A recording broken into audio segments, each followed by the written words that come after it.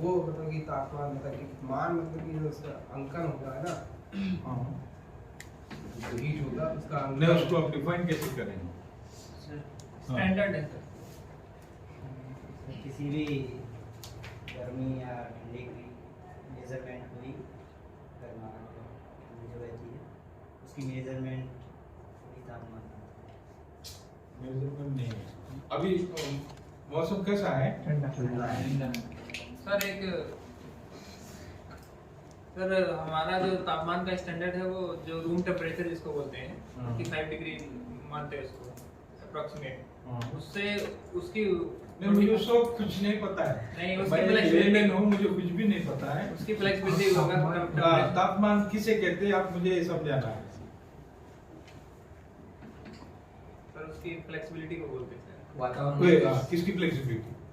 जो स्टैंडर्ड है, जो स्टैंडर्ड फ्लेक्सिबिलिटी ठीक है, किसकी फ्लेक्सिबिलिटी? वातावरण वातावरण अलग चीज हो गया। वातावरण एटमॉस्फेयर हो गया। हीट अलग चीज है। ठंड और गर्म क्योंकि ठंड का भी तो तापमान होता है। हाँ जी, हाँ जी, हाँ जी, हाँ जी। मतलब ठंड का भी तो मतलब तापमान होता है, उसका भी मेजरमेंट होता है, जैसे कि हॉटनेस और कोल्डनेस की तो फ्लेक्सिबिलिटी उसका भी तो यस, तो उसको एक सेंटेंस में क्या कहेंगे? डिग्री ऑफ हार्डनेस और कोल्डनेस। ये चीज हमें बताती है कि ठंडा है कि गर्म है। टेम्परेचर हमें बताता है, हीट नहीं बताता। हीट इज एनर्जी, वो एक ऊर्जा है, it's a form of energy जिससे हम तापमान कम कर सकते हैं या बढ़ा सकते हैं। वैसे ही coming back to my topic, विषमता है। आप यहाँ पे किसकी विषमता? यहाँ दो चीज मैंने बताया है, एक हॉटनेस एक कोल्डनेस। इन दोनों के बीच का जो आपने कहा फ्लेक्सिबिलिटी है ना, या फिर वो ठंडा है या गर्म है। आप ये जो बोल रहे हैं स्मूथनेस और रफनेस के बीच ये में बात, ये बात बैठे। तो क्या चाहिए मुझे? Degree of quality of smoothness और एंड नहीं, जॉब इधर रफ होगा या फिर उसके ग्रेड पे हम लोग आपने ग्रेडिंग तय कर रखे है ना। ई है, जी है, जी है, एस है, ए है, बी है। ये ग्रेड्स आपने तय करके रखे हैं कि सर्विस फिनिश जिस हिसाब से आपका मिल रहा है, देखने के बाद हम बोलते हैं कि हाँ बहुत अच्छा बना है। और सर्विस फिनिश के हिसाब से उसको क्या करते हैं? ग्रेडिंग करते हैं, उसको मेजरमेंट नहीं करते, डायरेक्ट मेजरमेंट नहीं करते हैं। इसलिए हम इसको क्या कहते हैं? इसे सब्जेक्टिव फीचर कहते हैं। इसे सब्जेक्टिव फीचर।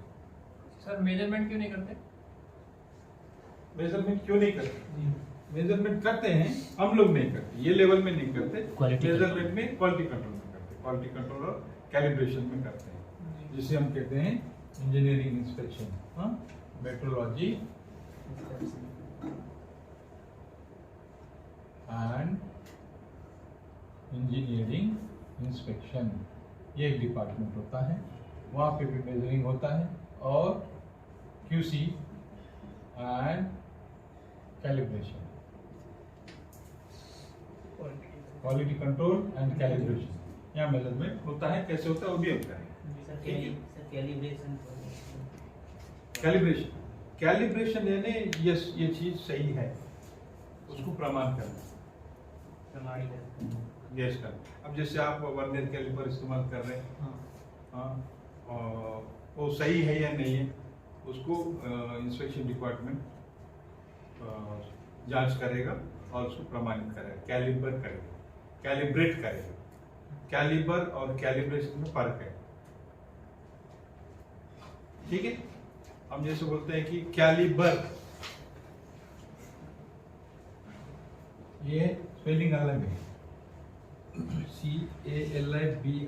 कैलिबर बोल किसी का, यानी क्या कहते हैं उसको, जो एबिलिटीज है किसी कुछ क्षमता है, हम बोलते हैं ना उसका कैलिबर अलग है, उसका कैलिबर थोड़ा अलग लेवल का है। वह नहीं, उसमें उतना कैलिबर नहीं है, यानी क्षमता, एबिलिटी, क्षमता, वो एबिलिटी कोई भी हो सकती वो कैलिबर। और दूसरा चीज जैसा भी आपने कहा कैलिब्रेट, यानी आप यहाँ पे किसी चीज को प्रमाणीकरण कर रहे हैं, प्रमाणीकृत कर रहे हैं, यस ये यूजेबल है या नहीं है तो नहीं है तो फिर उसको कैलिब्रेट करना। जैसे मैं अक्सर देखता हूँ वर्नियर कैलिपर, जैसे आप हाथ में देते हैं, मैं ऊपर देखता हूँ गैप आ रहा नहीं आ रहा, अगर आ रहा है तो फिर उसके हिसाब से मैं मेजरमेंट करता हूँ, देखता हूँ, उसके बाद देखता हूँ कि आपने कितना टाइट किया है, कितना लूज रखा है, उसके हिसाब से उसका क्या क्या एक्यूरेसी चेक करते हैं। उस एक्यूरेसी को बढ़ाने के लिए या एक्यूरेसी कम हो गया उसको बढ़ाने के लिए हम क्या करते हैं, कैलिब्रेशन।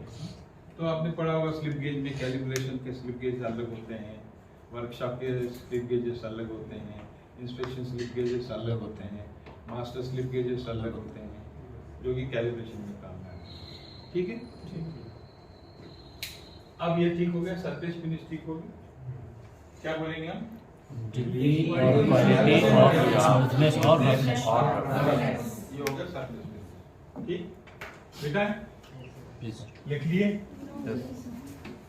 वो भी लिखना सर। हाँ लिख।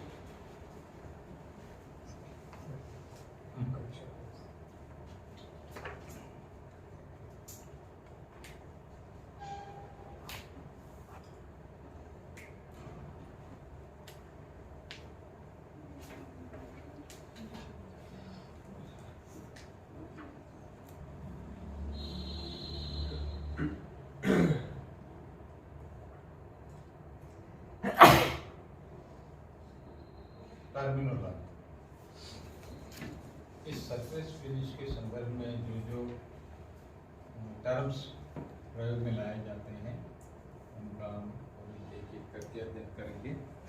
उसमें सबसे पहले आप एक कहते हैं सरफेस।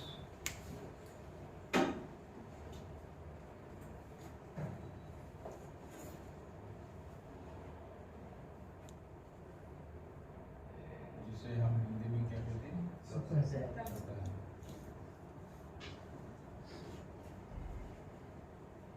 सरफेस। ये सरफेस, ये सरफेस है, सरफेस, सरफेस, सरफेस, सरफेस, सब सरफेस है। कैसे डिफाइन करें? किसी भी ब्लॉक या वस्तु की ऊपरी सतह को, सतह की- ऊपरी भाग के, ऊपरी भाग ये लोअर सरफेस, हाँ, हाँ, लोअर सरफेस। जो चीज हमें दिखाई सर दे- किसी भी जॉब या कारखंडे की ऊपरी जो फलकें होती नहीं, मैं जॉब की बात ही नहीं कर रहा। ये सतह नहीं, हाँ, हाँ, हाँ। हैं, ये किसी भी वस्तु के फेस को सरफेस नहीं नहीं बोलने दो। क्यों नहीं? हाँ फेस कैसे? Yes. बोलने तो दो, क्या है? आएगा आएगा धीरे धीरे आएगा। अच्छा साउंड आता है? नहीं, इससे साउंड नहीं आएगा।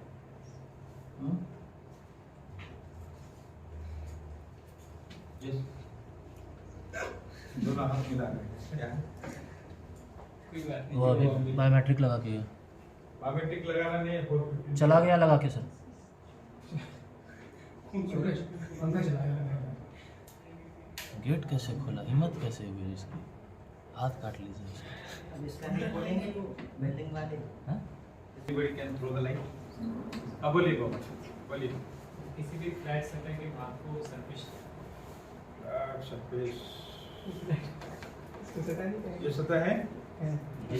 ये भी सतह है, ये भी सतह है, सब सतह है।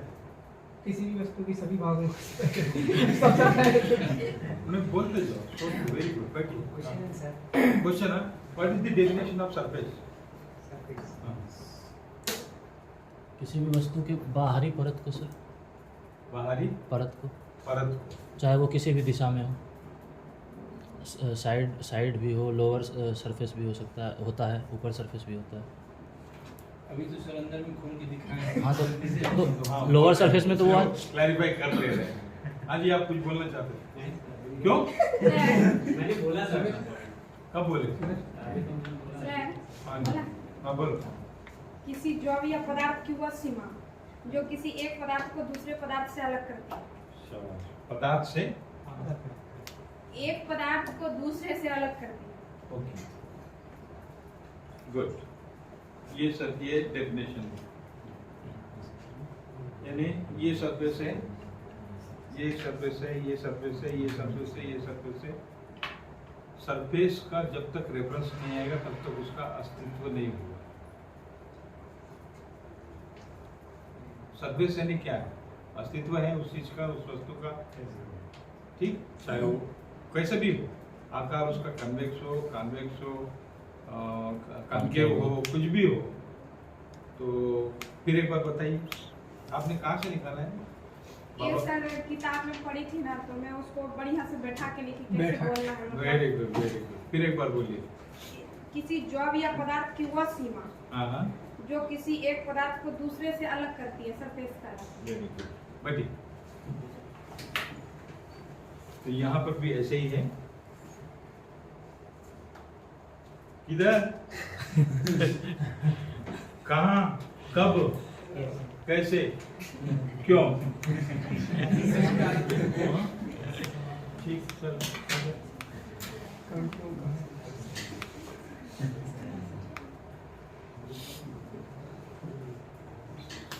तो ये एक क्या है? लिमिट है।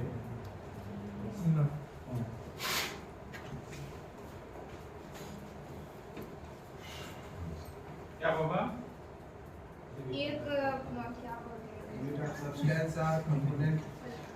किस रेखा, किसकी सीमा है? क्या बोलते हैं, किसी द्रव्य या पदार्थ की वह सीमा हाँ, जो किसी पदार्थ को एक से दूसरे को अलग करती है। Very good. Limit of substance differentiating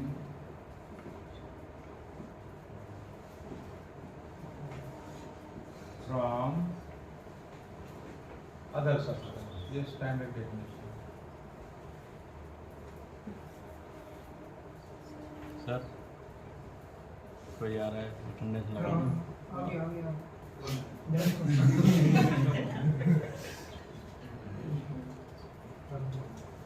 sir differential है,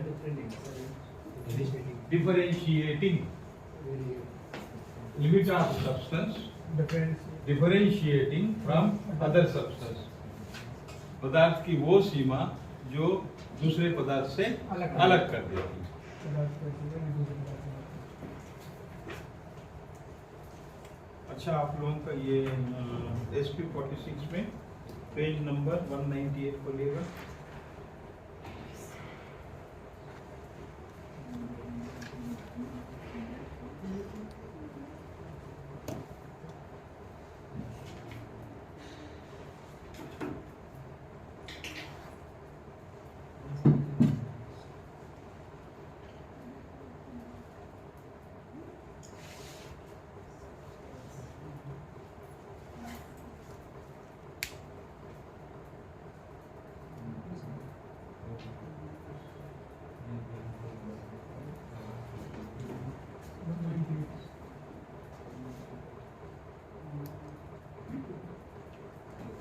रफनेस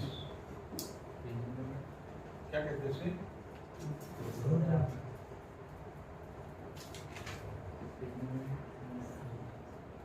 पेज नंबर सर 188।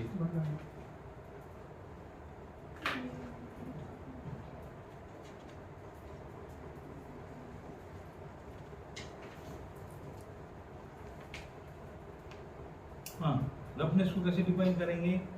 किसी जो या वस्तु के कोई भाग में ऊपर नीचे। अभी सतह पता हो गया ना हमको? हाँ। सतह पता हो गया, तो सतह से किसी भी जो या ऊपरी सतह को ऊपर नीचे।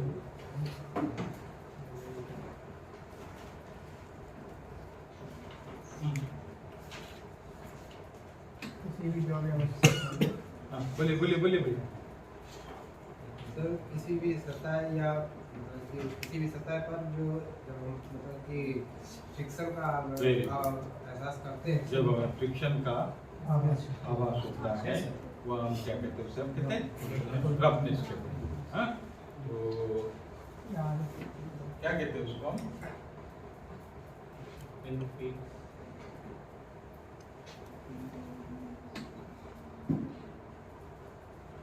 फ्रिक्शन ऑन और वेविनेशन। सर ये बोल सकते हैं किसी जॉब की सरफेस पर फूल के कटिंग एज से जो महीन विषमताएं बनती है उसे रफनेस कहते हैं। फिर कोई आया था कौन है? वही जो कल आपसे वाईफाई मांग रहा। Very good. Irregularity on a surface, surface अभी मालूम होगी है ना? Very good. इरेगुलरिटी सर बाबा ये नहीं बोल सकते हैं किसी जॉब की सरफेस पर फूल के कटिंग एज से जो महीन विषमताएं बनती है उसे रफनेस कहते हैं। कह सकते हैं, लेकिन सिर्फ कटिंग टूल से ही होगा नहीं सर, कोई भी ऑपरेशन से वातावरणीय प्रभाव से भी हो सकता है। ठीक है, भ्रष्टाचार है। फाइलिंग से भी होता है, इसी में कटिंग टूल में ही आ गया। तो इरेगुलरिटीज में क्या क्या है? एक आपका वेविनेस, वेविनेस है सरफेस पे यू यू यू। दूसरा hills and valleys,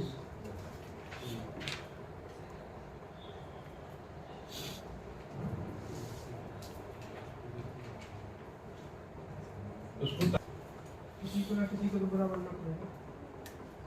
I am ready. चलो भैया, smoothness, friction sir come surface with less friction.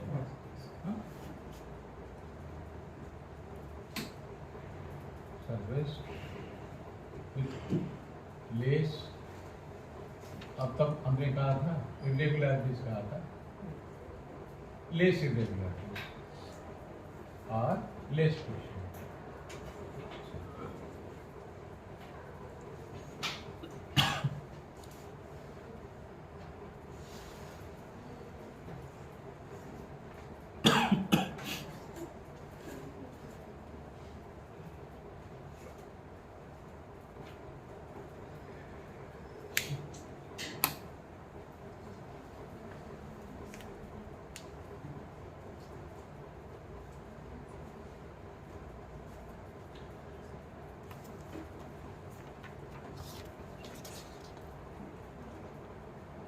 Flowers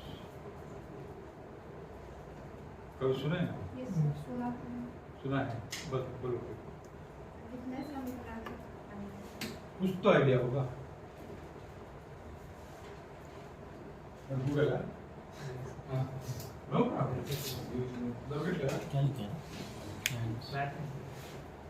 Blackness.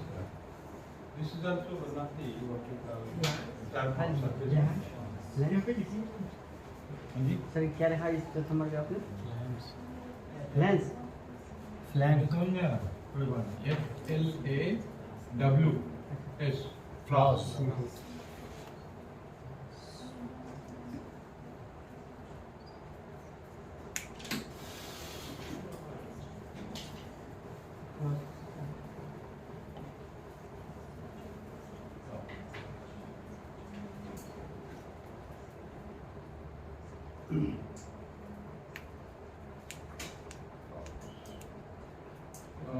Sheet metal पे काम किया है? किया है? नहीं, किसने किसने शीट मेटल पे काम किया है? सिर्फ एक सुदर्शन ने मुंह बोला, कोई नहीं। शीट मेटल पे काम किया, आप अकेले नहीं किया। शीट मेटल पे जब हम काम करते हैं, कौन सा हमारा इस्तेमाल करते हैं? मैलेट वुडन है। क्यों उसे ये करते हैं? हल्की काफी चोट लगा। चोट लगी। उसके बावजूद भी कहीं ना कहीं कभी ना कभी कोई ना कोई उस पर मार्किंग आ जाता है जो मुझे नहीं चाहिए। अनवांटेड जो हीटिंग जो होती है वो फ्ला है। और एक एग्जांपल, बेस्ट एग्जांपल, रिवेटिंग कोई किया है? रिवेटिंग हिमांशु ने किया है। अब कभी कभी क्या हो जाता है, हम रिवेटेड फॉर्म कर रहे हैं ना,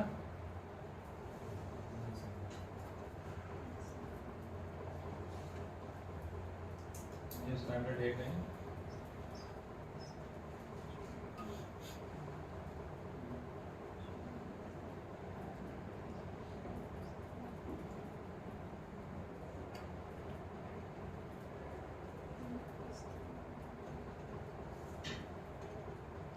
अब इसको हम रिवेटिंग करके क्या करेंगे? हेड फॉर्मेशन करेंगे, है ना? तो रिवेट कर हेड हैमर कैसे चलना चाहिए? सबसे पहले ये जो आपका ये जनरली थोड़ा टेपर होता है ना, 1/3 of the body, 1/3 of the body वो टेपर होता है। उसको हम पहले धीरे धीरे फैलाएंगे, मार के फैलाएंगे। अच्छा, इस तरह मारेंगे कि हमारा ऐसा चलना चाहिए, पूरा राउंड चलना चाहिए। करवाऊंगा, वेटिंग भी करवाऊंगा। हमारे से राउंड चलना चाहिए पहले, फिर एंगल में जाना चाहिए, तब रिवेट का ये एक धीरे धीरे फैलता हुआ ऐसे यहाँ पर एक फिट बनेगा, फिट फॉर्मेशन। तो क्या हमेशा स्ट्रोक वहीं बैठेगा? कभी ना कभी पैरामीटर पे बैठेगा, until unless it is a machine riveting, कभी ना कभी कहीं ना कहीं पैरेंट मेटल पे आबाद बैठेगा। तो वो जो अनवांटेड स्क्रैचेस आए हैं, दो स्क्रैचेस आर कॉल्ड फ्लॉस। हाँ, क्या लिखेंगे हम? Scratches caused due to hammering। उसकी आवश्यकता है क्या हमें? उसकी आवश्यकता नहीं है। मैं नहीं चाहता कि पैरेंट मेटल पे अनवांटेड स्क्रैचेस, मैं यहाँ लिख सकता हूँ unwanted scratches.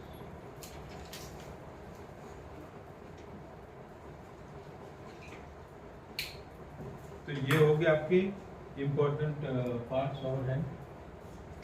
Parts number lay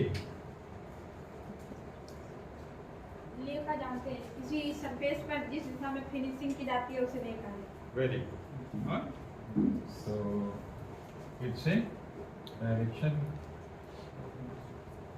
off finishing.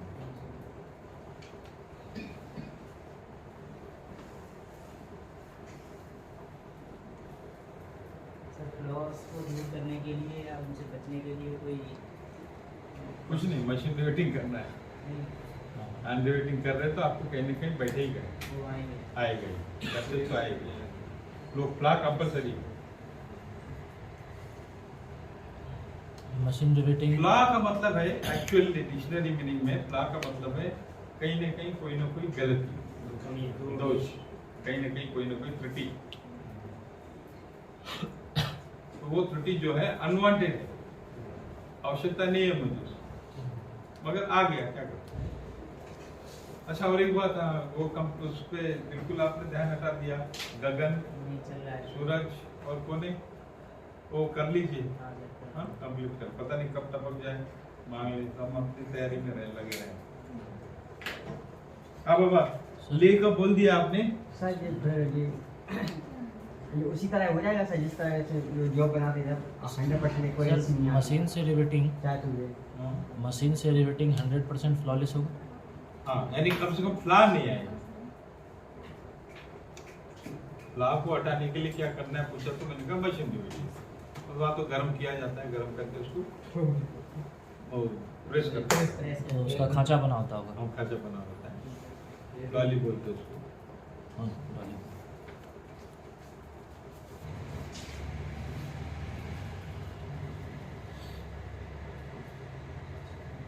मेरा काम बढ़ गया वो, क्योंकि ये सीबीटी हो गया ना।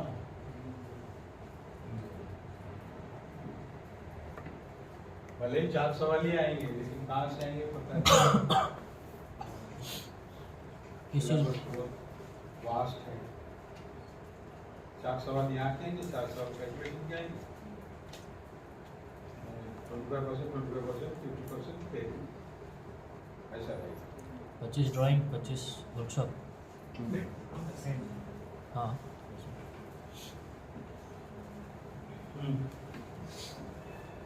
बाबा आपने देखा है ना सिंबल्स?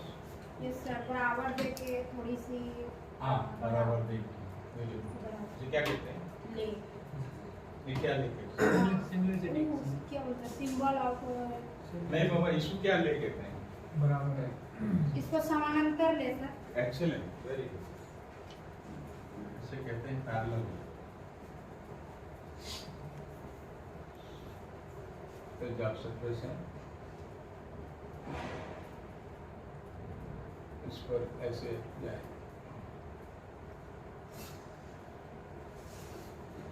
कटिंग का जो डायरेक्शन जाएगी, जैसे आपको स्ट्रेट फाइलिंग कर दिया,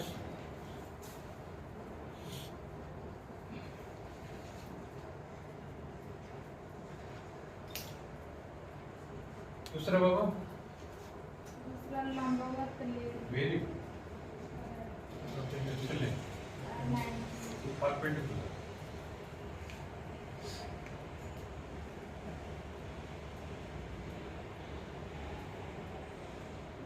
ये जॉब सरफेस है,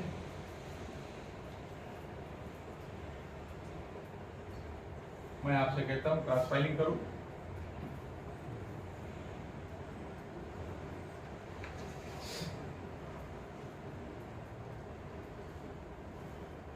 ये लंबवत है। क्यों? क्योंकि ये लंबाई है, उसको परपेंडिकुलर जा रहा है।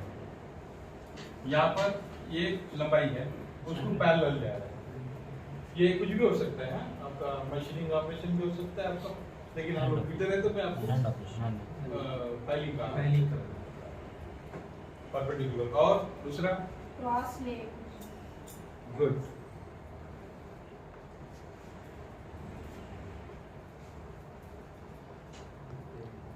गुड। क्रॉस लेग का एग्जांपल, एक्स सिंबल। हिमांशु बताएंगे बढ़िया क्रॉस लेग का एग्जांपल, या फिर ये श्वेता पहले करती थी, नहीं डायगोनल करती थी, डायगोनल पहले करते, लेकिन यहाँ पे डायगोनल नहीं। मैं क्या करता हूँ आप लोगों को, जब सरफेस बीच में नहीं आ रहा है तो मैं क्या करता हूँ, ऐसे मार्किंग करके देता हूँ, ऐसे जाना, इधर नहीं जाना, और इधर स्ट्रोक मार दिया,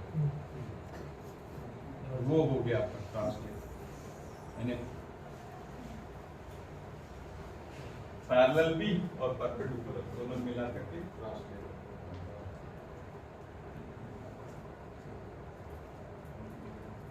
उसके बाद एम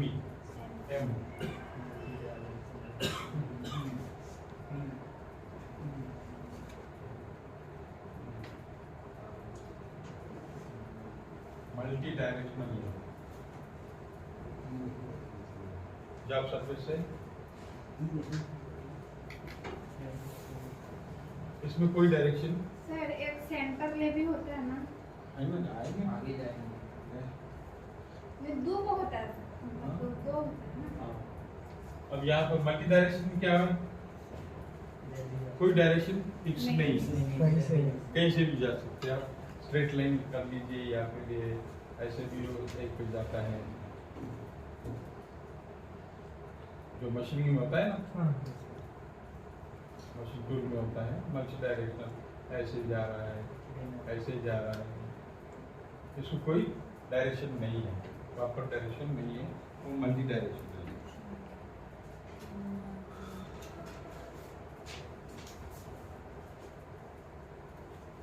और भी है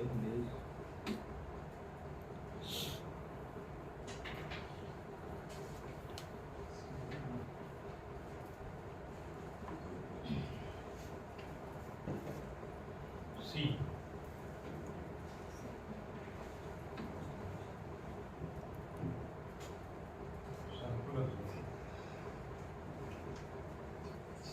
ये हम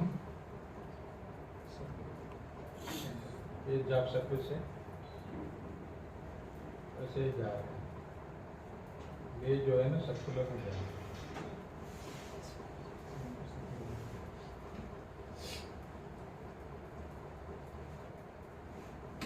ये हम कर सकते हैं क्या? ये लेथ पे कर सकते हैं। लेथ पे? ये फ्लैट सर्विस है यार। लेथ पे भी कर सकते हैं। क्यों कंफ्यूज हो रहे हो? मैं कंफ्यूज कर रहा हूँ। हम लोग कर सकते हैं।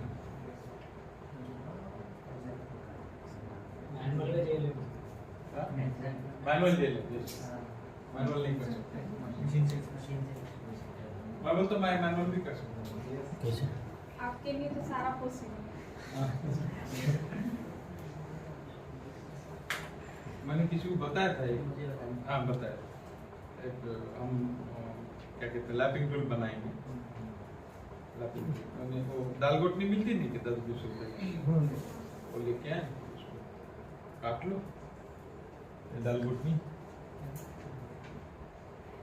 दाल घोटनी मिलती ना जी यहाँ से काट लो, उड़ा दो उसको। हाँ यहाँ पे मेरे पेपर चिपका दो, घोटो उसको, सर्कुलर ले बन जाएगा। सर्विस फिनिश भी आएगा। ये है आपका ड्रिल सेट में बांध दो, ड्रिल में बांध दो, ड्रिल से कर लो, सर्कुलर ले बन गया, फिनिशिंग भी हो गई और लैपिंग टूल भी बन गया। हाँ लैपिंग टूल भी बन गया। बनाओ एक दाल घोटनी लेके आओ, पेपर चिपकाओ और करके देखो, फिनिशिंग बहुत अव्वल दर्जे की फिनिशिंग आएगी। मशीन करेगा ना वहाँ पे, बैलेंसिंग पूरा आएगा वहाँ। तो ये आपको सर्कुलर ले वहाँ पर मिलेगा सरफेस पे। ठीक, अच्छा ये भी कर सकते हैं। वो कैसे होगा वही पूछो। ये भी होगा। उसको मैनुअली जो को नहीं आपका जो साइडर है नीचे जो बेस बटा हुआ है उसको ओपन कर लीजिए, लूज कर लीजिए उसको, आगे वो घूमता रहेगा। लेथ पे नहीं, ड्रिल मशीन में, ड्रिल मशीन में वहाँ सेट कर लीजिए और उसको धीरे धीरे धीरे धीरे आपका स्लाइड को आगे पीछे घुमाओ। मल्टी डायरेक्शनल ले भी मिलती है। वहाँ किसको सेट करना है ड्रिल में? वही जी हाँ, टूल को सेट कर लो सभी जगह, साथ हर चीज मिलेगा। हम ड्रिल मशीन पे ये भी काम कर सकते हैं, ये भी काम कर सकते हैं, ये भी काम कर सकते हैं, क्रॉस स्पीड भी दे सकते हैं, परपेंडिकुलर स्पीड भी दे सकते हैं। सर ड्रिल पे पैरेलल ले कैसे आएगा? वही तब क्या करेंगे हम, टूल फिक्स रहेगा, जॉब को आगे पीछे करेंगे। तो हर ऑपरेशन में हमको यही टूल बांधना है? हाँ हाँ, ले तो मिलेगा, सभी ले मिलेंगे। ठीक, नेक्स्ट लास्ट जो सर्कुलर हो गया, अब आता है रेडियल।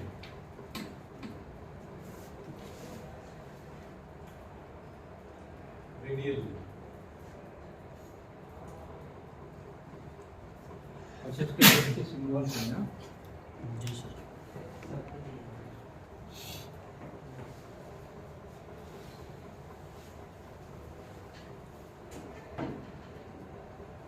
अब यहाँ पे एक रहेगा, उसको लेकर के आप कुछ ना कुछ डिजाइनिंग करना है।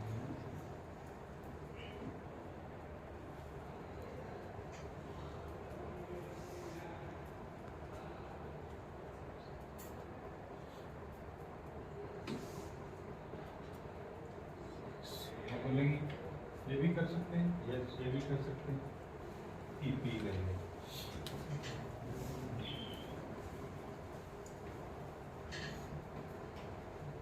पार्टिकुलेट रेट लेंगे, पार्टिकुलेट रेट ये कैसा होगा?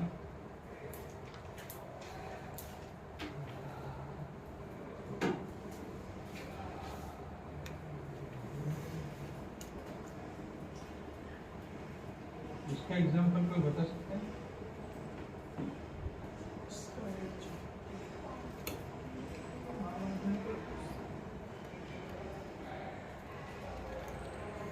इस टाइप का एक परफेक्ट तो नहीं है, लेकिन जो टाइल्स आती हैं बाथरूम में लगाने के लिए वैसी किसी की और बीच में भी रास्ते में लगी है, रास्ते में जो लगा रास्ते में हुआ। लगी है ना, जहाँ से चल के आते हैं, जो कहते हैं पोछा लगाते हैं तो बीच में से चलो। हाँ। रास्ते में वर्कशॉप से लगी है, पीले कलर की वो भी है। और कोई कभी किसी ने सैंड ब्लास्टिंग सुना है? जी सर, सैंड ब्लास्टिंग सुना है? कहाँ सुना है? शायद वर्कशॉप में सर, कौन सा वर्कशॉप? रेलवे वर्कशॉप में sir. Railway workshop. Very good. वो मैं बोला ऊपर यहाँ का तो नहीं है। ऊपर का पेंट हटाने के लिए वो Very good. छोटे छोटे दानेदार आते हैं। एक्सेलेंट। सैंड ब्लास्टिंग कहते हैं।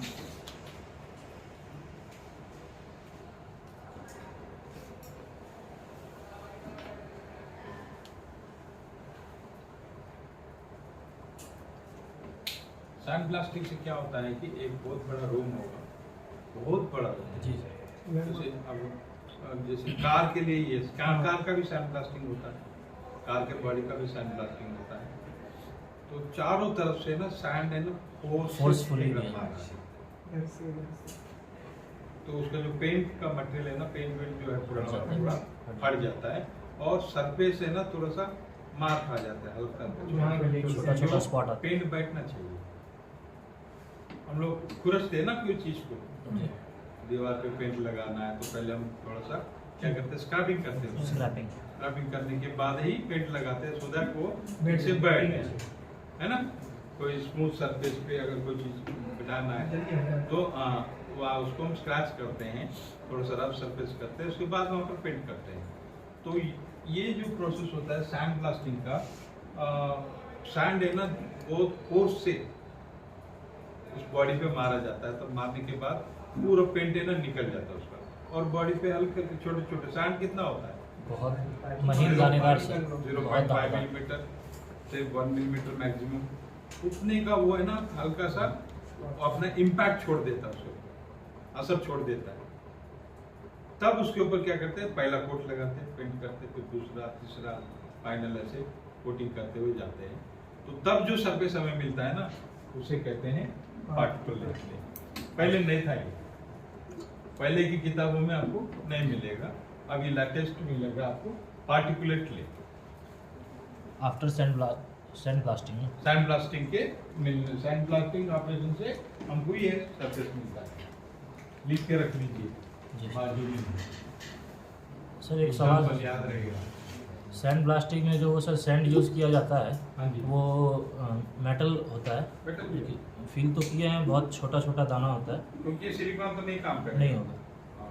मेटल के ही दाने होते हैं और मारते, लेकिन अंदर नहीं जाता है बॉडी, अंदर नहीं कोई रहता है, ये पूरी तरह से देखें करने के बाद ही, क्योंकि बॉडी में घुस जाता है, वो रह गया आदमी ना नहीं बचता है, क्रेन हुक से टांग करके उसको ऑपरेट किया जाता है बॉडी मशीन में से। घुस जाता है, गलती से अगर कोई रह गया ना बॉडी में घुस जाता है सैंड, इतना जोर से मारता है, सम 1000 न्यूटन के फोर्स से मारता है बॉडी को, इसलिए वो उसमें हल्का हल्का हल्का छोड़ देता है। चलो फिट रहे मार दिया।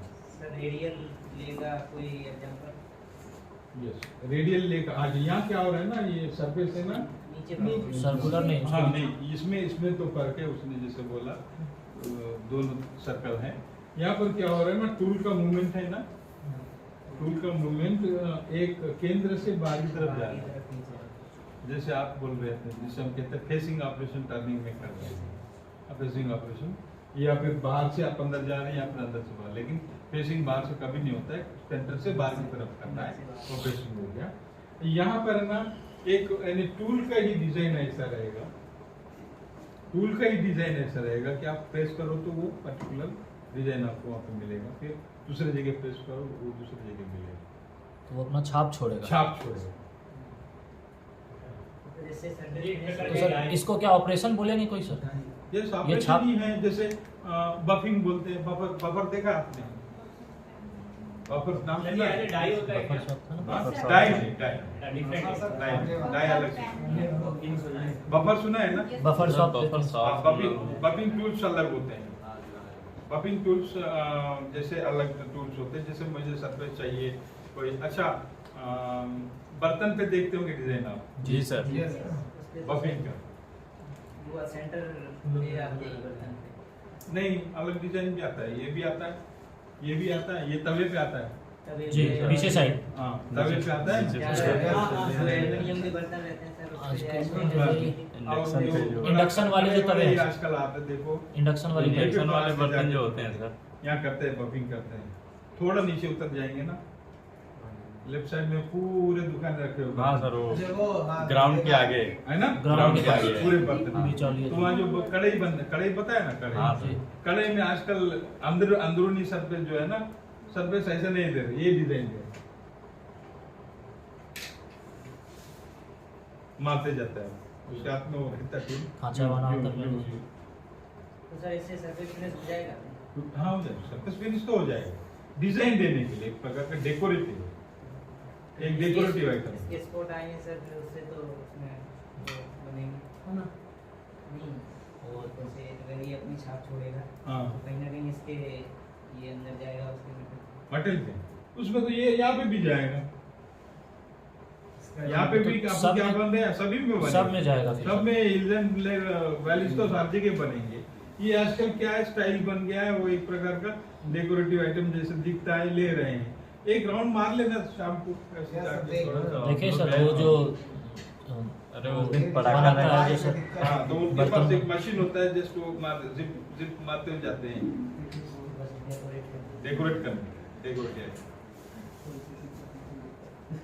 ठीक है, ये बिठाओ, ये नहीं बिठाऊंगा, थोड़ा काम है, ये बिठा देता हूँ।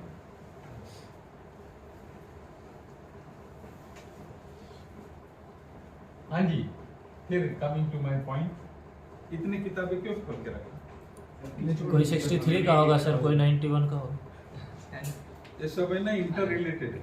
अब जैसे इन्होंने बोल दिया तो मैं, अब ये बुक में जैसे ये भी निमी का बुक है, निमी के बुक में जो है ना सिंबल्स ऑफ डायरेक्शंस ऑफ ले यहाँ लिमिटेड है।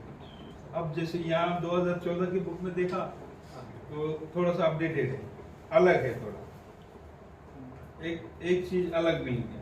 फिर ये क्यों देख रहा हूँ, टर्मिनोलॉजी जो आपके परीक्षा के दृष्टिकोण से महत्वपूर्ण है, इसलिए मैं इधर से इधर लिंक करके जा रहा हूँ।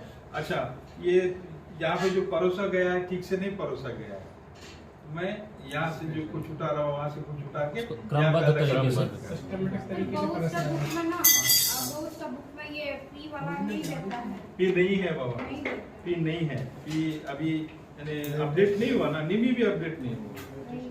हाँ चलिए, एक और टेबल बनाइए।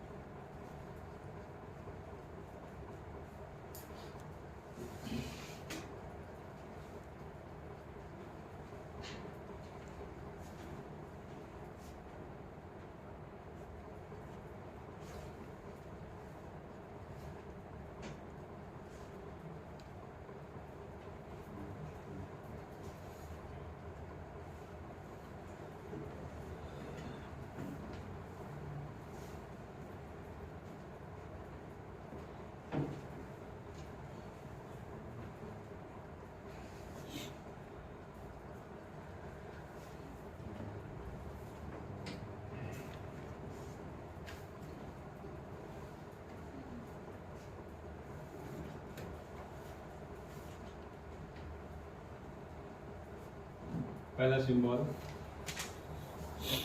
हिमांशु, कल बोल रहे थे ना आप सिंबल्स के बारे में, ये पहला सिंबल क्या है, सरफेस फिनिश का सिंबल है ये।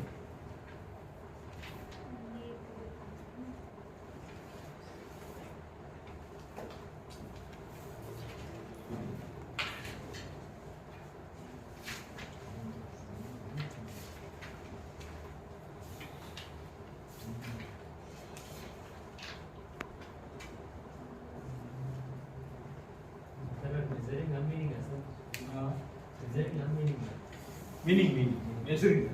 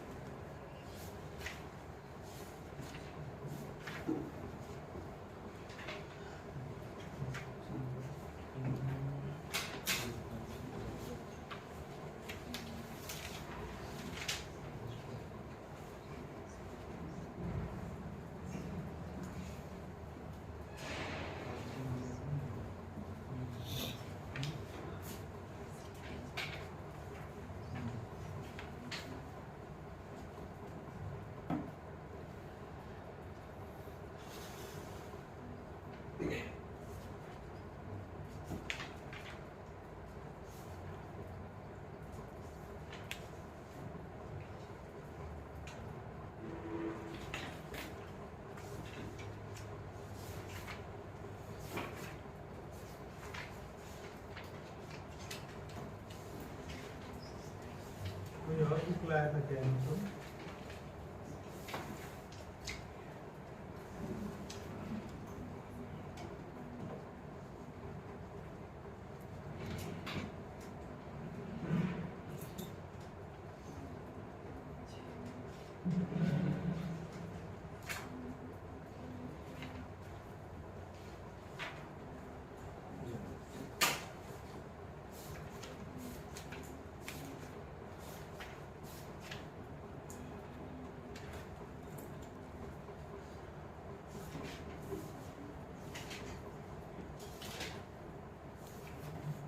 बेसिक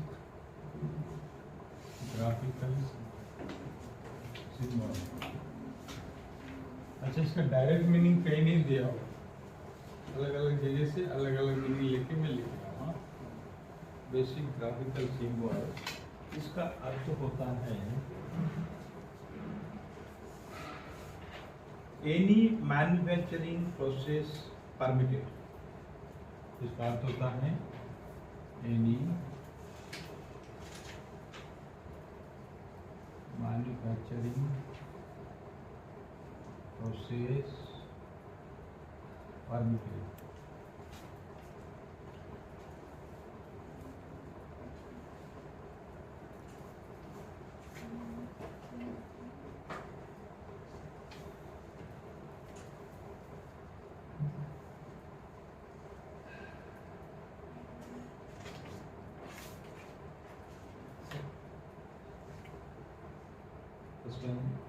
वही है क्या? ठीक है, कोई बात नहीं।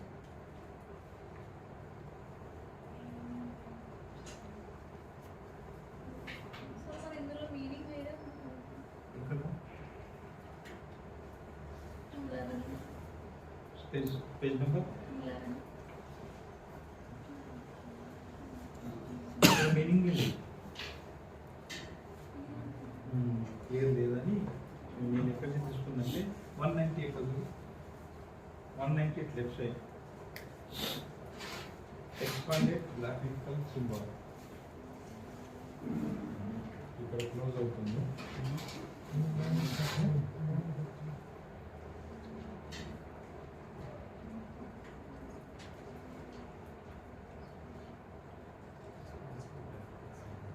अच्छा, जनरली ये 60 डिग्री में होता है। हाँ,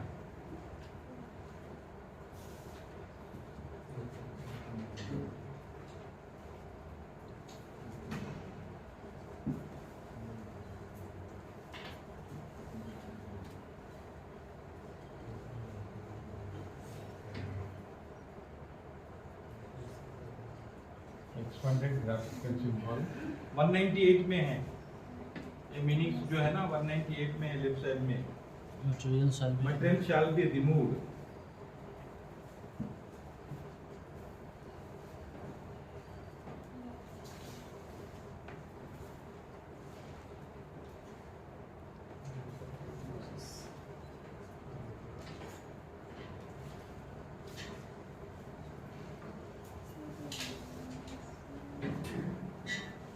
इसका अर्थ होता है material shall be removed।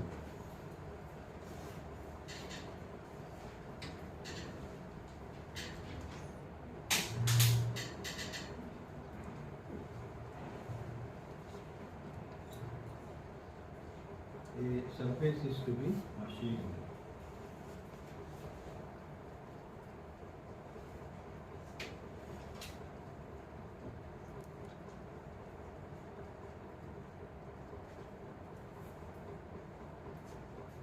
अब यहाँ पे ना लिखा जाता है ऊपर यहाँ कि बिलिंग करना है, टर्निंग करना है,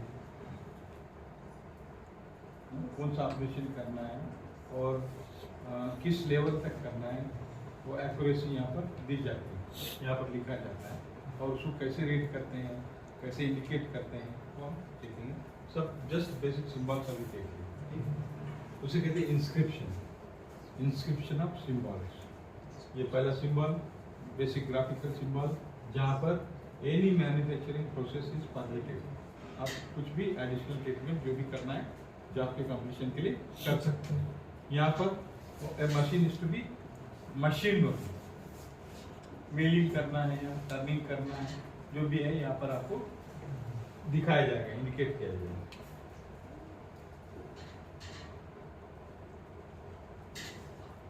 नेक्स्ट और last symbol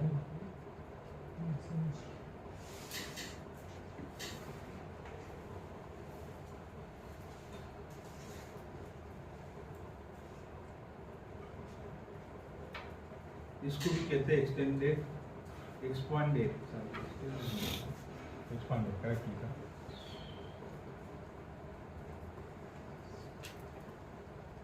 expanded graphical symbol.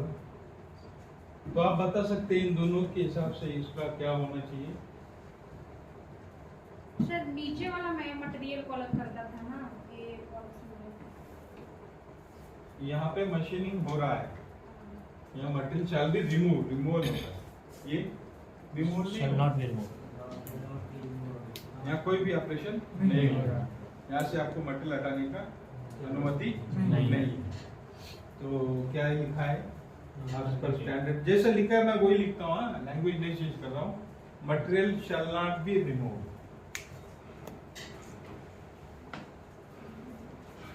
Material shall not be removed.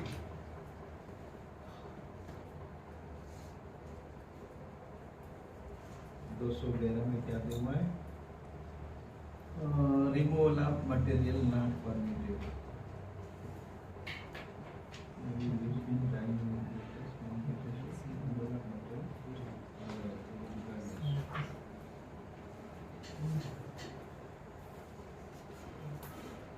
Removal of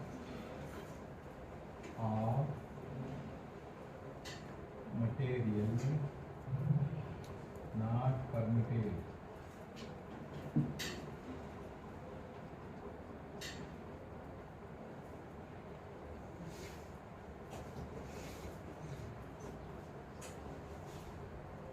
बहुत इम्पोर्टेंट है यार, ये अलाउड है, कुछ नहीं होगा।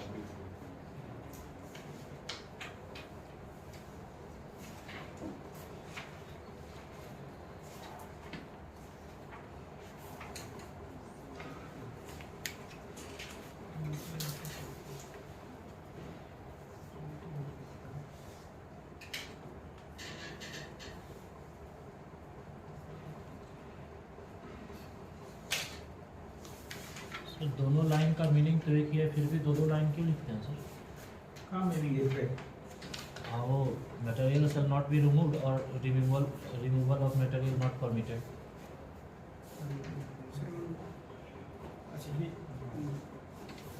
Material shall not be removed, remove material not permitted, दो अलग जगह लिखा हुआ है, उसको स्टैंडर्ड में जो लिखा हुआ है इसमें भी ईस्वी के हिसाब से।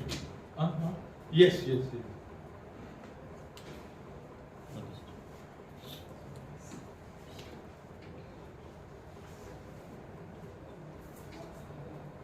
सस्ता खाना अच्छा नहीं होता, अच्छा खाना सस्ता नहीं होता। अच्छी खाने के लिए आपको कैसे खर्च करना पड़ेगा? नहीं मैं दोनों चीजों को एक ही दो तारक तक कैसे बोला? जी सर। सस्ता खाना अच्छा नहीं होता, अच्छा खाना सस्ता नहीं होता।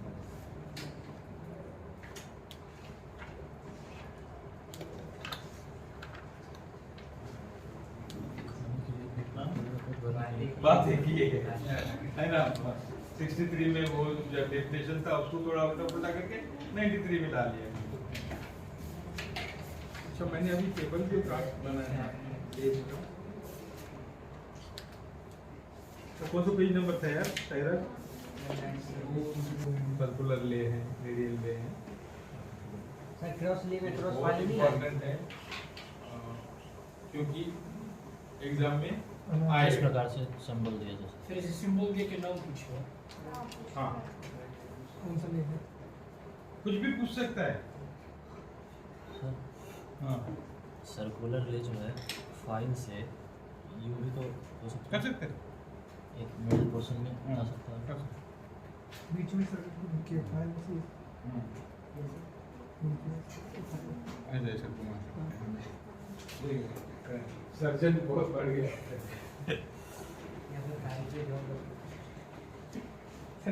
फाइल पे जॉब रखेंगे बिल्कुल घुमाते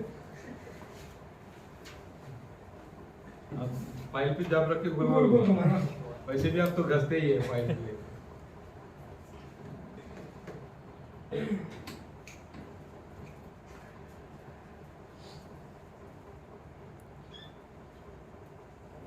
सर इसमें जितना भी ले बताए सब का मीनिंग उसके नाम से समझ में आ रहा है सर, बट पार्टिकुलेट पार्टिकल यानी पार्टिकल कण। सैंड के कण कण दिख रहे हैं यहाँ पे, पार्टिकल दिख रहे हैं।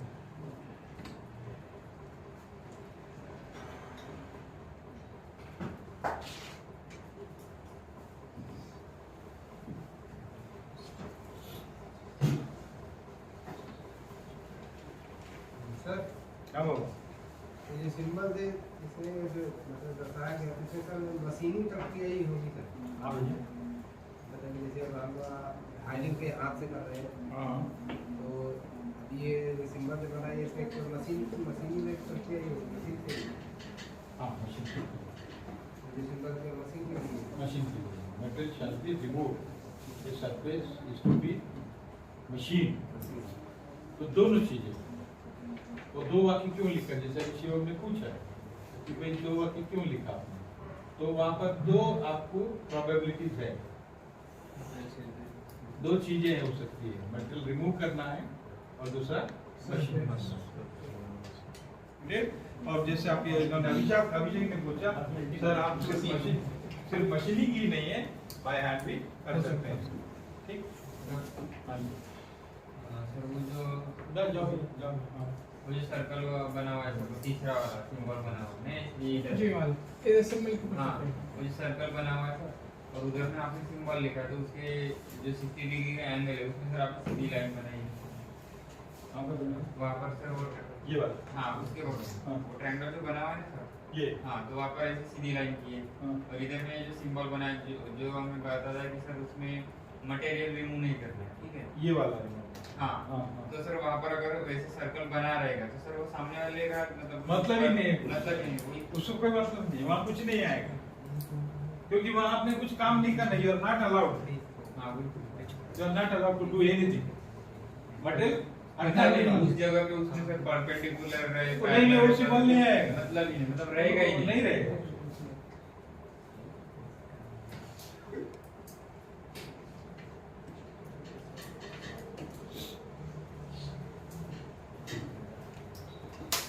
सर ऐसे नहीं हो सकता कि सर वहाँ पे वो सिंबल ना बनाए, मतलब डायग्राम में नहीं दिया रहेगा वो क्यों सिंबल आया? अच्छा ये बना लिए बेटा तू शुभम सूरज, एक मशीन पार्ट ऐसा है जिसमें 2-3 फीचर्स हैं।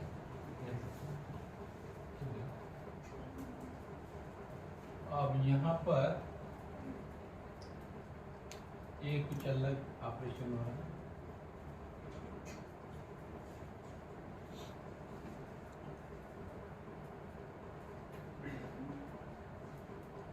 या मुझे कुछ काम करना है।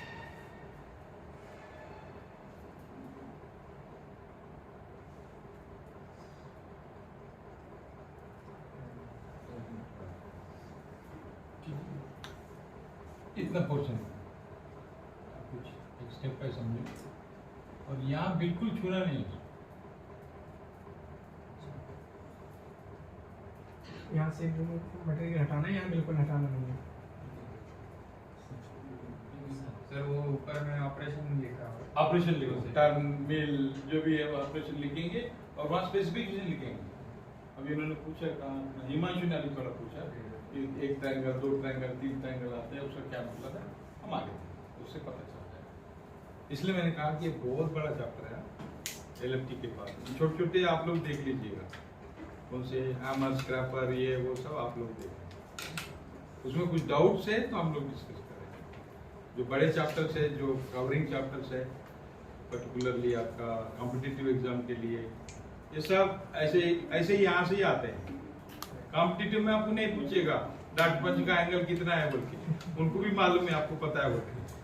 सर अगर वहाँ थ्रेड काटना हो जहाँ पे रिमूवल मटेरियल का अलाउ नहीं है, थ्रेड काटना है हाँ अगर थ्रेड बनाना है वहाँ तो पे थ्रेडिंग का सिंबल दिया है, थ्रेडिंग का सिंबल दिया, थ्रेड सिंबल दिया जाए। मतलब वो उसकी जो थिकनेस है हाँ। वही रहेगी, बट थ्रेड काटना है। थ्रेड काटना है, ठीक है, जाएंगे एक करके मिटाओ बाबा मेरा हैंडल कर। अगला क्लास वही है।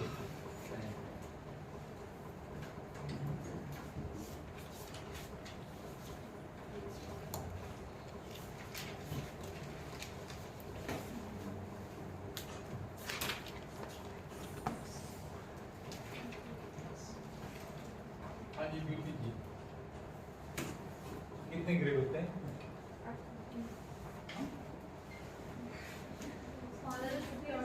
हाँ उधर घुस गए, 1000 ग्रेड में घुस गए, रफनेस ग्रेड।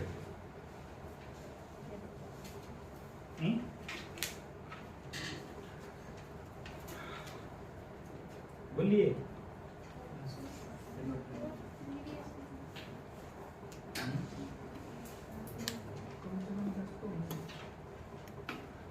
अंदाजा मत मारो यार, कम से कम 10 होंगे। तो रफनेस ग्रेड 12 होते हैं, N1 से N1 से N12।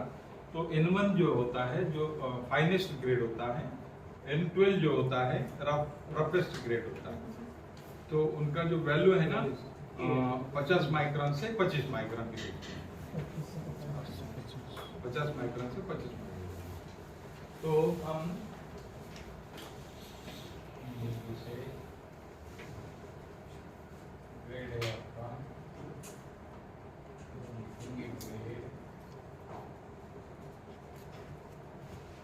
वैल्यू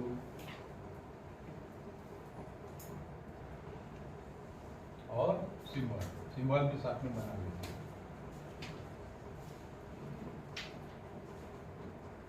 तो ग्रेड N12 समझिए, N12 वैल्यू कितना 50 माइक्रोन। सिंबल ऐसे N12 का।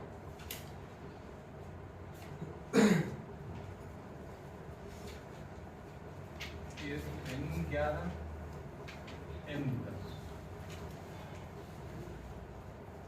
N11 N10 का वैल्यू है हाँ जी बोल 25 साढ़े 12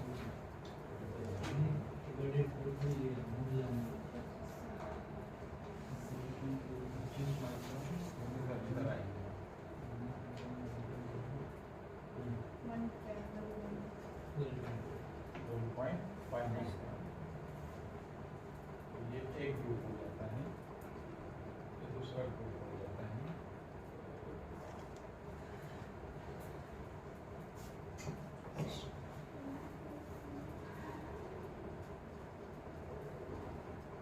N11 N10 एक ही ग्रुप में है।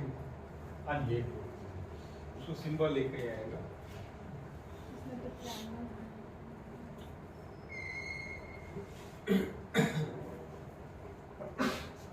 ये वैल्यू है। अगर एक ट्रायंगल है तो वेरिएशन है, उसमें फिर हमको अगर समझे अलग से देना पड़ेगा। N11 ये N12 सॉरी N10 या N11 समझो, मैं ऐसा लिख दिया।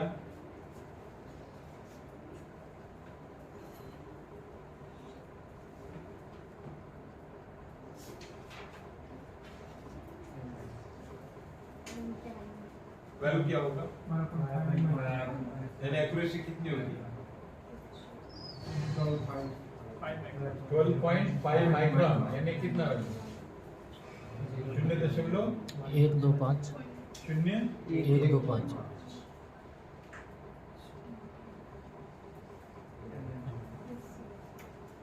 सपोज ऐसे लिखा N11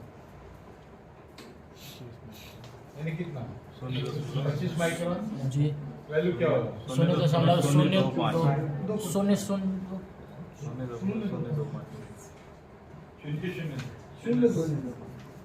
अब समझ में आया?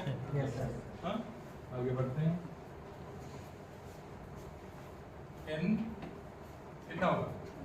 9 n 8 करके से 3 हो गए,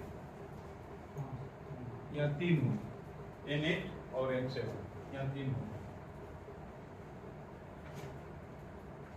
ये 3 ग्रेड का सिंबल होगा 2 ट्रायंगल।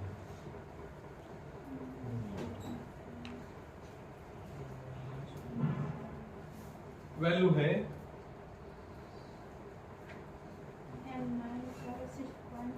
वेरी गुड, बोलते जब N9 का है 6.9 6.3 बाबा।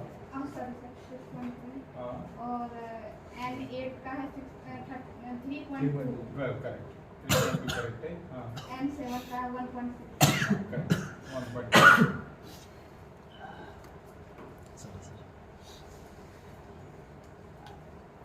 फिर n6 n5 N2 और n2 तीन का n group. yes sir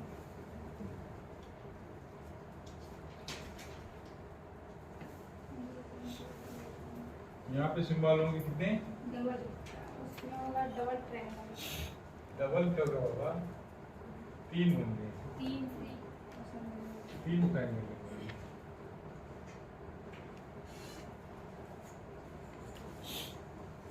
value बोलिए।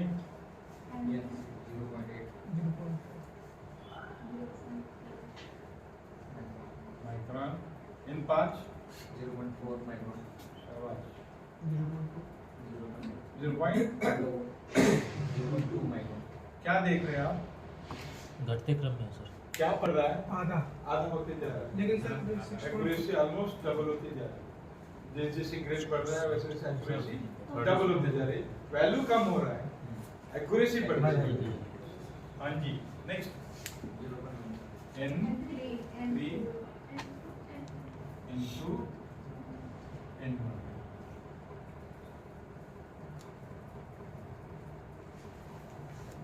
कितने ट्रायंगल होंगे? 4।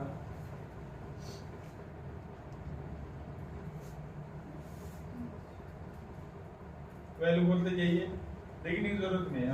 n3 0.1 micron 0.1 micron into 0.05 micron 0.025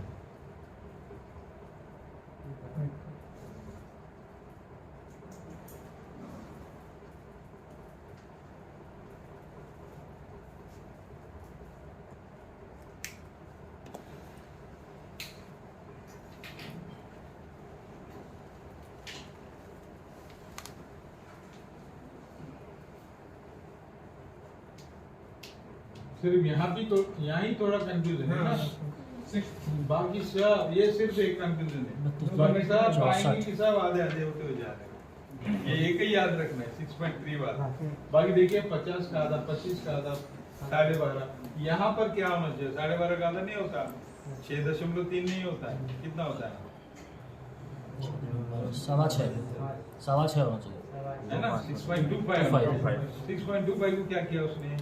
3 कर दिया है सर। फिर उसी हिसाब से 32 दूनी 64 होना चाहिए, 6.4 होना चाहिए। हाँ, तो यहाँ पर क्या किया? 6.3 का फिर आधा क्या होना चाहिए? 6.15 3.15 सर, है ना 2 होना चाहिए। तो यहाँ पर इसने क्या किया? 3.2 डायरेक्ट ले लिया और अब बाकी सब आधा आधा होते जा रहे। ये एक ही कंफ्यूजन।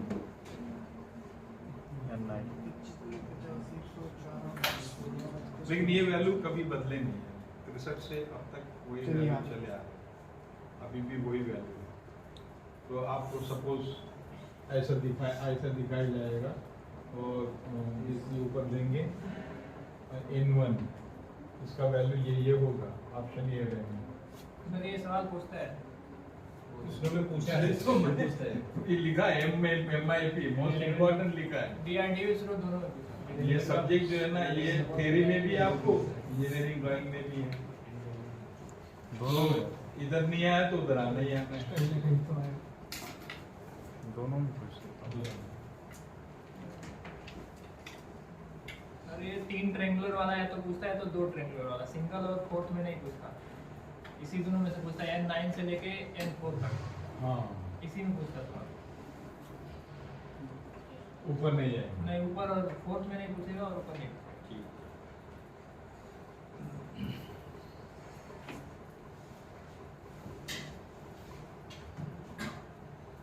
सर एक सवाल, हाँ बोलिए ना। मतलब किस तरह से पूछता है, एक सवाल बता दीजिए। सर ऐसे एक बार क्वेश्चन दिया था, 16 से कम माइक्रोन को क्या दिखाया जाता था? ये ट्रायंगल दिया था, ऐसा दिया था, ऐसा दिया था, सिंबल देके पूछ दिया। 16 माइक्रोन से कम। हाँ 16 माइक्रोन से कम क्या है? N10 से कम तो सब है सर, N11 से कम सब। यहाँ से सब, यहाँ से सब, लेवल से सब। हाँ ऐसा ही होता है। अच्छा कैसे सवाल पूछा जाता है? अब जैसे ये N11 एक सिंबल दिया है, ठीक है ना, और यहाँ पर सवाल ऐसा रहेगा,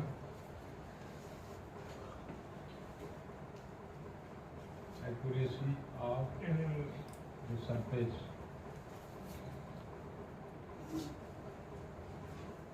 विल बी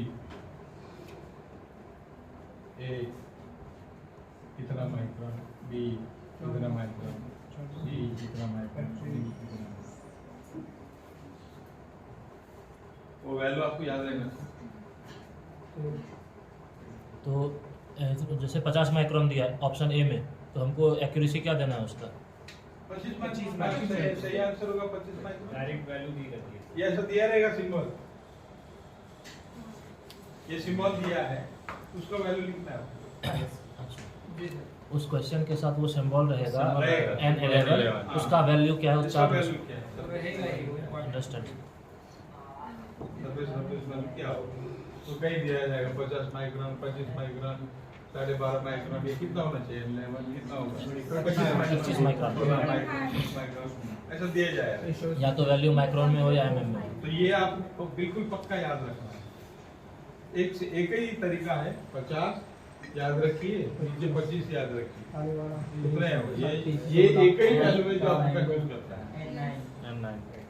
N9 वाला 6.3 है, बाकी सब आधा आप वो कर सकते हैं। N9 और N8, जो कि फिर N7 से वही है सर, डूबना वाला। ब्रेक चाहिए?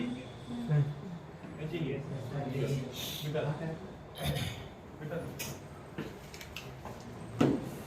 आता है सैंपलिंग लेंथ, इसको समझ लीजिए।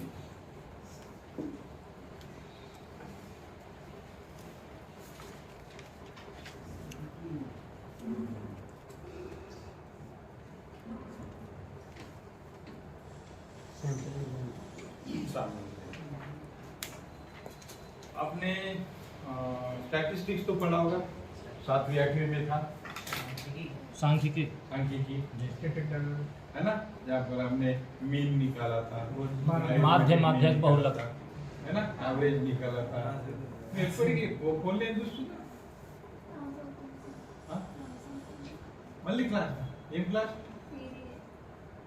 మళ్ళీ ఏం ఎగ్జామ్?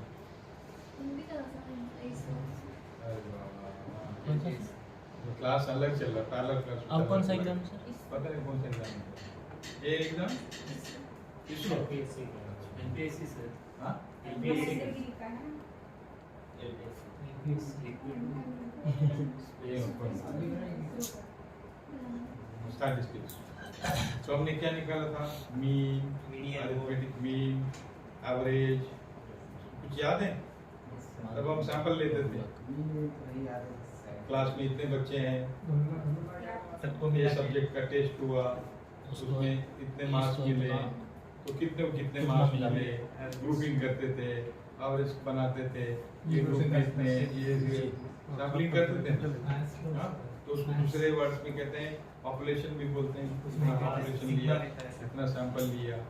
अभी जस्ट हाल ही में चुनाव हुए 5 राज्यों में, तो चुनाव के बाद सभी चैनल वाले बढ़ जाते अपना अपना दुकान लेके, एग्जिट पोल बोलते हैं उसको, है ना, तो एग्जिट पोल कैसे होता है, सैंपल लेते हैं 100 लोगों को लेकर के, वो पूरे लोग तो पूछ नहीं सकते, वो तो सैंपल बोलते हैं, उसको बोलते हैं सैंपल, सैम्पलिंग पॉपुलेशन, उतना लेकर के उसमें से कितने लोगों ने किसको वोट दिया वो देख करके उसका परसेंटेज, उस आधार पे परसेंटेज निकालते हैं पूरा कभी पॉपुलेशन कभी मैच होता है, कभी कभी बिल्कुल विपरीत होता पासा पलट जाता है ना, जैसे एमपी में पासा पलट गया, राजस्थान में पासा पलट गया, तेलंगाना थोड़ा एंटिसिपेटेड था लेकिन इतना नहीं हुआ, इतना नहीं सोचे थे, लेकिन बहुत ज्यादा हो गया,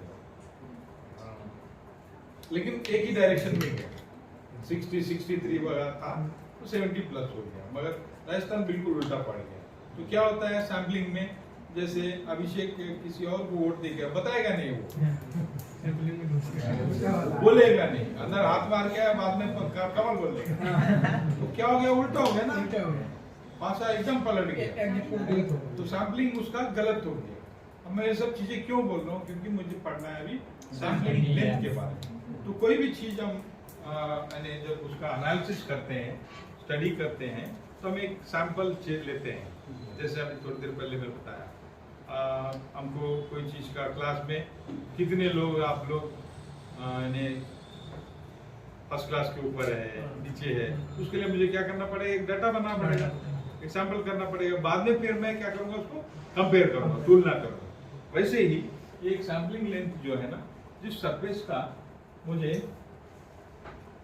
रफनेस या क्या कहते हैं स्मूथनेस निकालना है, उसका मैं सैम्पलिंग लेता हूँ।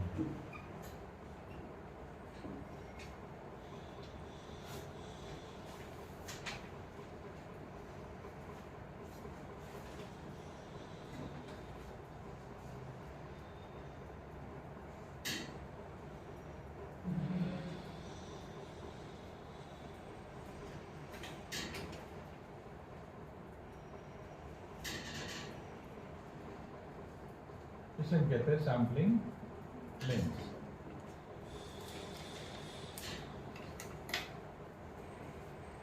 यानी लेंथ ऑफ द जॉब या length of the surface taken for calculation of the roughness. उसको हिंदी में क्या कहते हैं, सैम्पलिंग लेंथ ही लिखा हुआ है, इसे वो लंबाई कहते हैं, प्रोफाइल की लंबाई, इस सीमा के अंतर्गत सरफेस फिनिश की अनियमितताओं को मापा जाता है। Length of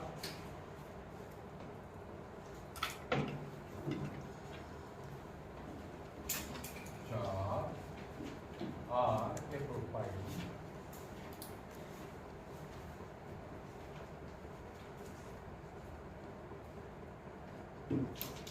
or calculation of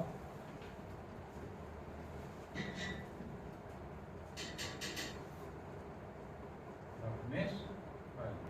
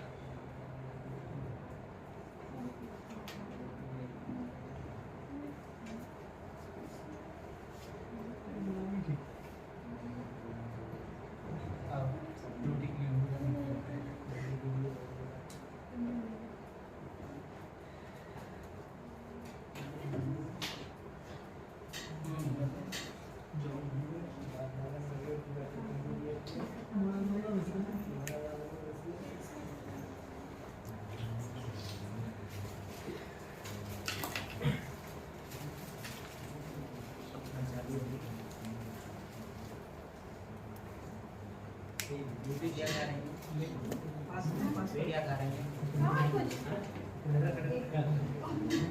खाती है कोई, मेरा मन को खाते हिल्स है, कुछ वैलीज है, है ना, ये हिल है, इसको भी हिल कह सकते हैं। ये थोड़ा नीचे गया है, वैली हो गया। यहाँ पे भी एक आधा वैली बना सकते हैं।